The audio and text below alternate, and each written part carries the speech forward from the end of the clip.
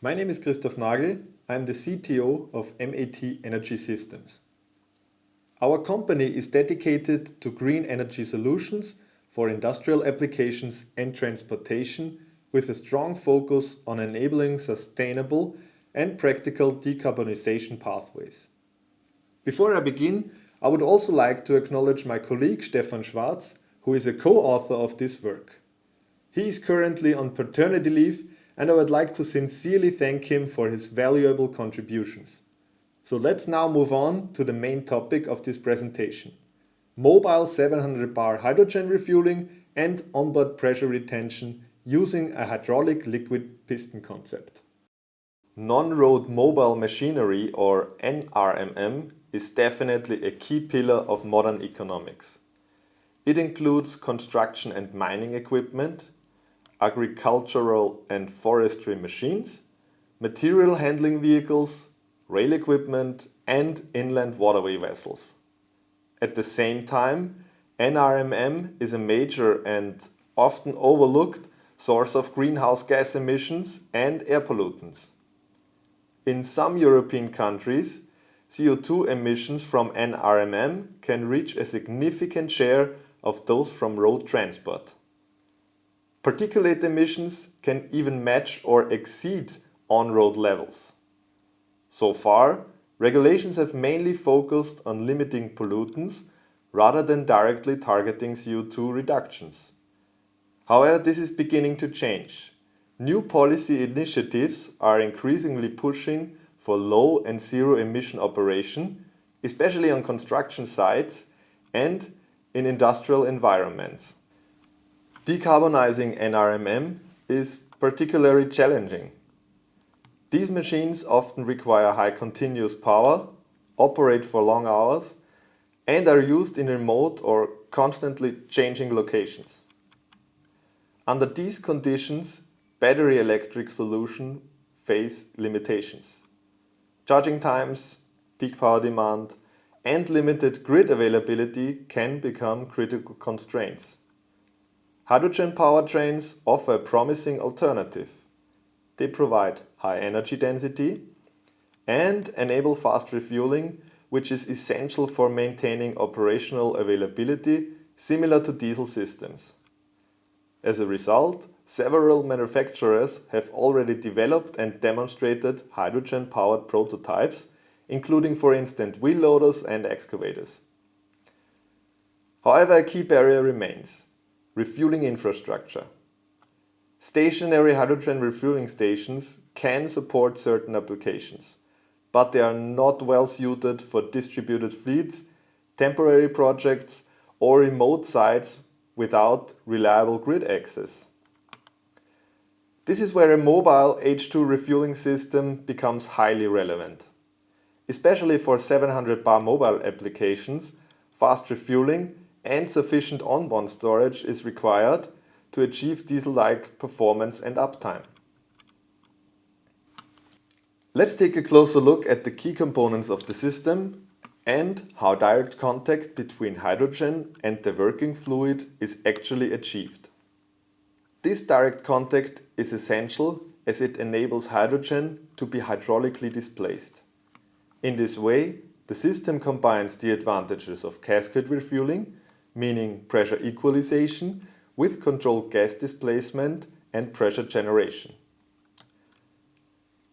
At the core of the concept are several critical components: the working fluid, the high-pressure storage vessels with the on-tank valves, the high-pressure hydraulic pump, and the high-pressure hydraulic block.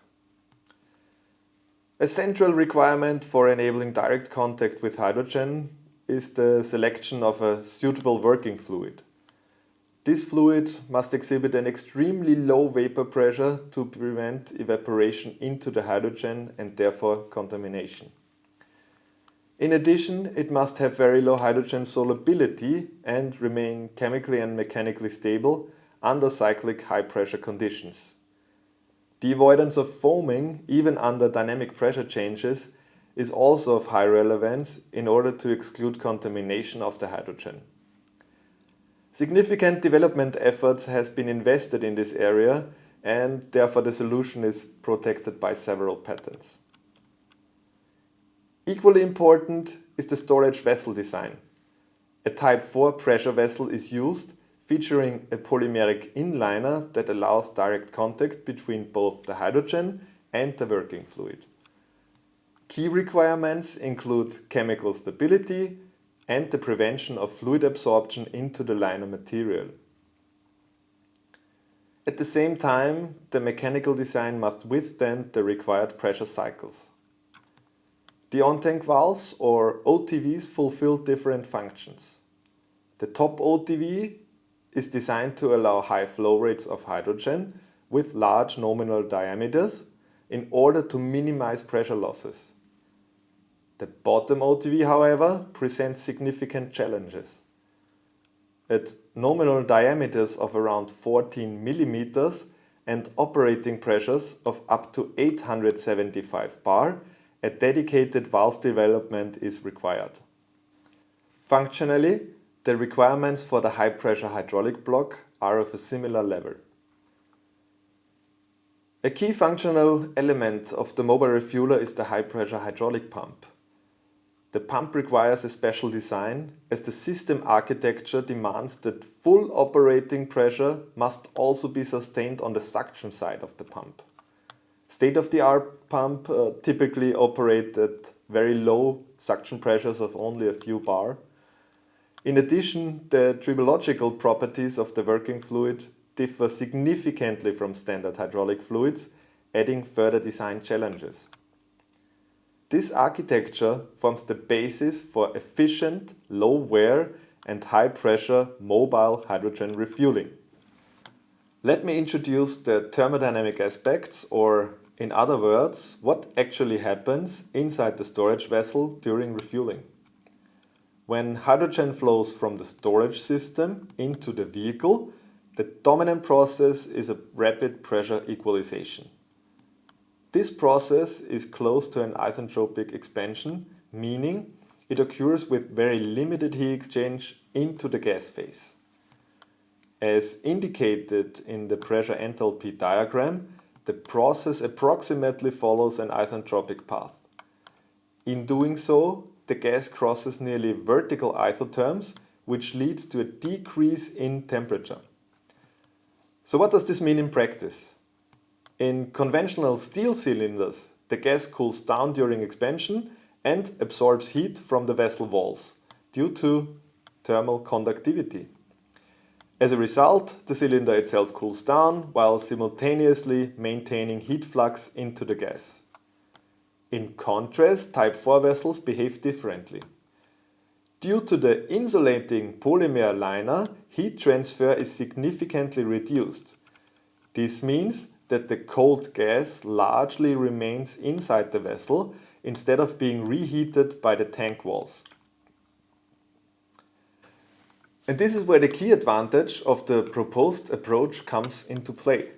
Through direct contact with the liquid column, this cold gas can be actively pushed into the vehicle tank. The liquid effectively acts as a driving medium, enabling the system to utilize this thermodynamic cooling effect.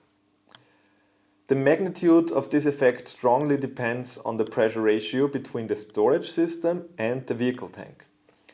For example, expanding hydrogen from 800 bar down to 300 bar can result in temperatures of lower than -50 degrees Celsius. In contrast, expansion from 800 bar to approximately 550 bar leads to temperatures closer to -15 degrees Celsius. In a cascaded refueling process, hydrogen is transferred step by step across multiple pressure levels. Compared to conventional systems, the use of the liquid piston allows the pressure in each cascade stage to be further increased by actively pushing the gas. By leveraging this thermodynamic effect, it becomes possible to reduce or even eliminate the need for external cooling while still achieving the low refueling temperatures required for high state of charge and compliance with pressure and temperature limits.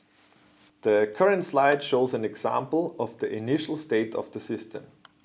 In this case, the mobile refueler is fully charged, while the vehicle to be refueled has a remaining state of charge of approximately 10%. The mobile refueler consists of 4 vessels in total. 3 of them are filled with hydrogen gas and 1 vessel is filled with the liquid working fluid. At the beginning of the refueling process, the top on-tank valve of the first gas storage vessel is opened.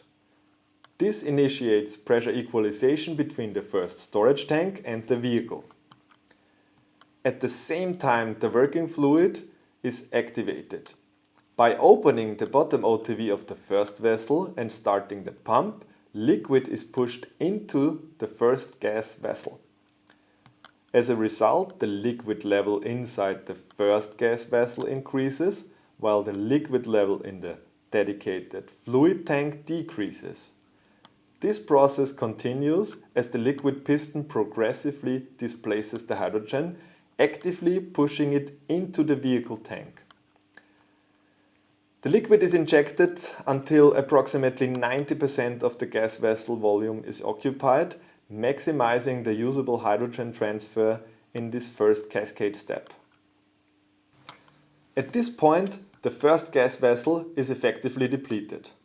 The process now continues with the second vessel. What we have now is a shifted system state.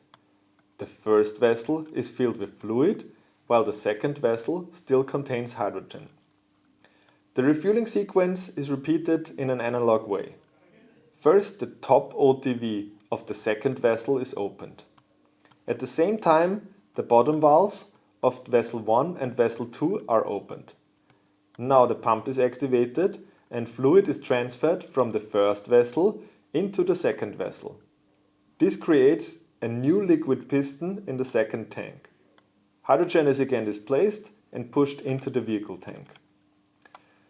As before, this process continues until approximately 90% of the second vessel is filled with fluid. At this stage, the vehicle tank is already filled to approximately 70%. The process now enters the final cascade step as the third gas vessel is active and the sequence is repeated. The top OTV of the third vessel opens and pressure equalization starts. Simultaneously, the bottom OTV of the second and third gas vessel is opened. As the pump starts, the fluid enters the vessel and hydrogen is again pushed into the vehicle. Now target state of charge in the vehicle is reached and the cascade is completed.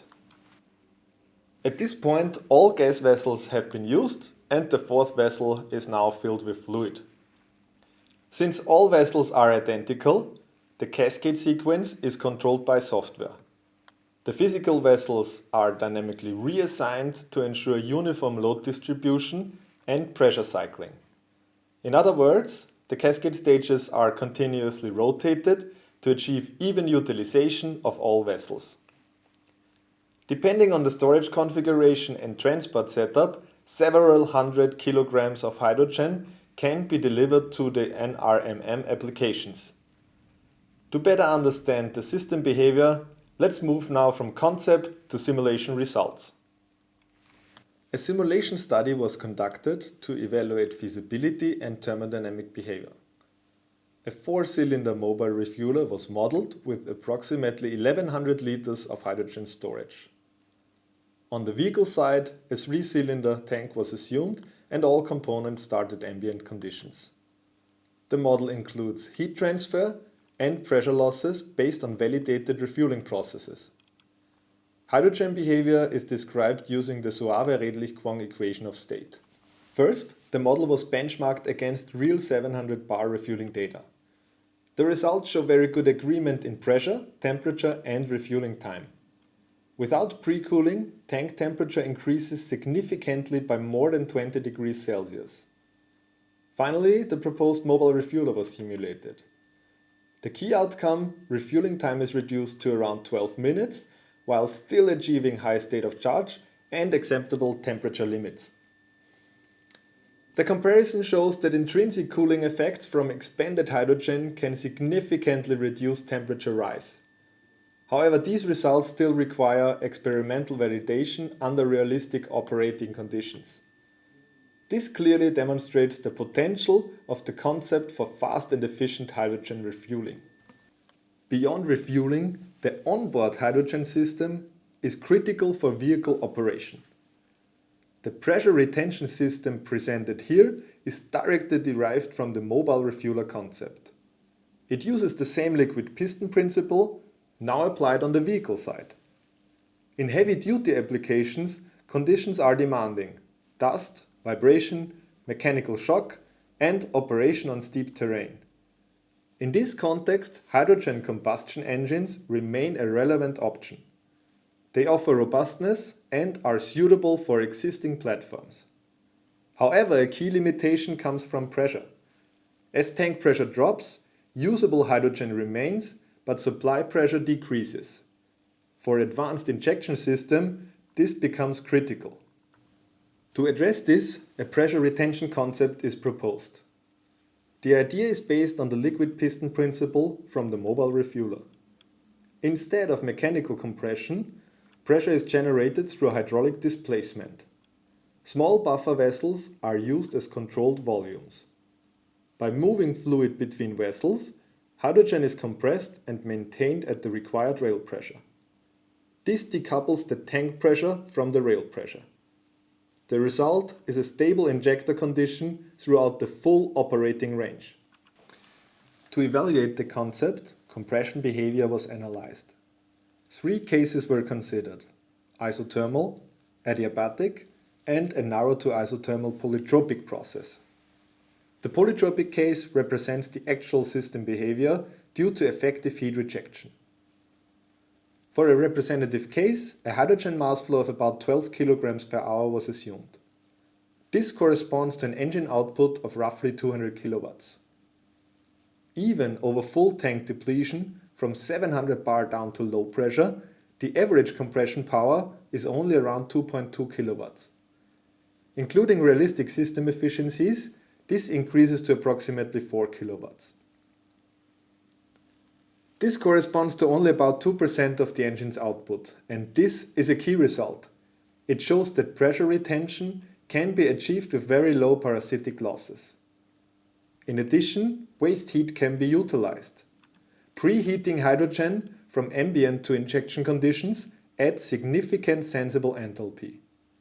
In theory, this can reduce fuel consumption by several percent. Together, pressure retention and heat recovery enable efficiency levels way above 50%, which approaches the range of today's fuel cell systems. And this all while maintaining the robustness of combustion engines. Further details and the full methodology can be found in the paper. Let's quickly come back to the mobile refueler and review what are the next steps. The main focus is definitely on the implementation of a prototype system. This project is supported by the Austrian Research Promotion Agency FFG. It is a joint effort of MAT Energy Systems, Liebherrwerk Bischofshofen, TU Wien and Adolf Tobias. The primary objective is experimental validation, system performance and real-world operation under realistic conditions. If you have any further questions or would like to discuss details, please feel free to reach out directly to MAT Energy Systems. Thank you for your attention.